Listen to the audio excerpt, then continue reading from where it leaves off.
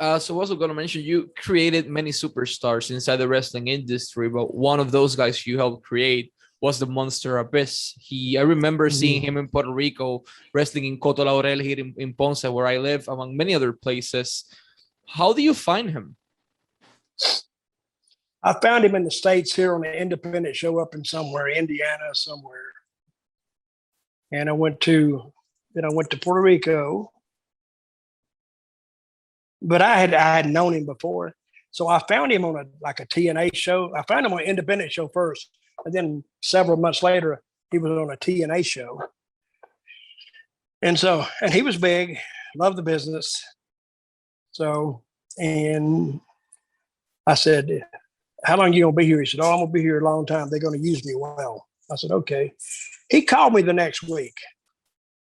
We wanted to come. I said, wait a minute. Thought you said they were going to use you good. Well, yeah, man. And he's a worrier.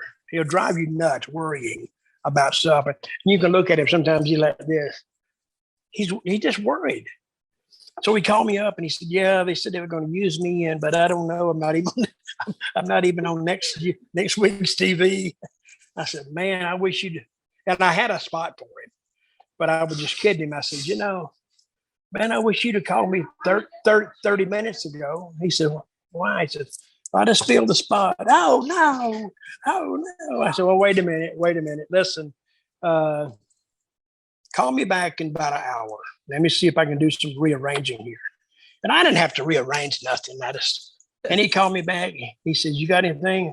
I said, well, maybe, but I said, but only if you're willing to do this. He said, what? I said, listen, his name was, I can hear y'all. Hang on.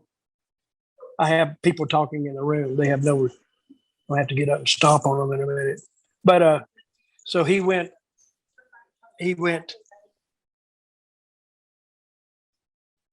So I said, I'm gonna have to. He went as Prince Justice, and I says, what does that mean? He said, well, I don't know. I says, and how do you say that in Spanish?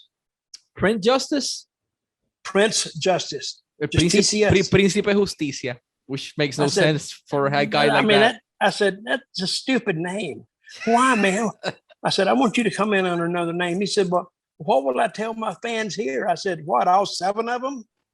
I don't know. Tell them something else. I said, I want to call you Abyss. What? I said, yeah, I'm going to put you under the mask. And it worked. Brought him in and made him like a killer, put him with Sabio. He was over the first night because I brought him in and put him in that match with, it was a cage match out at the stadium in Bayamon, I think. And he tried to, anyway, he got over. And he stayed about 9 months. He got a lot of training. That guy's only worked a couple of places.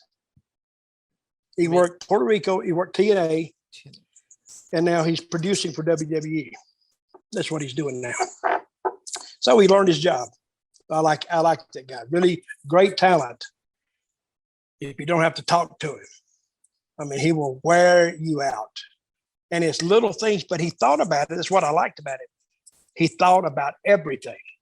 So when he finally came to you with his finished product, you didn't have to change it much. Just say, I would do this and this and this. Oh, yeah, you're right. And he changed it. So he was good.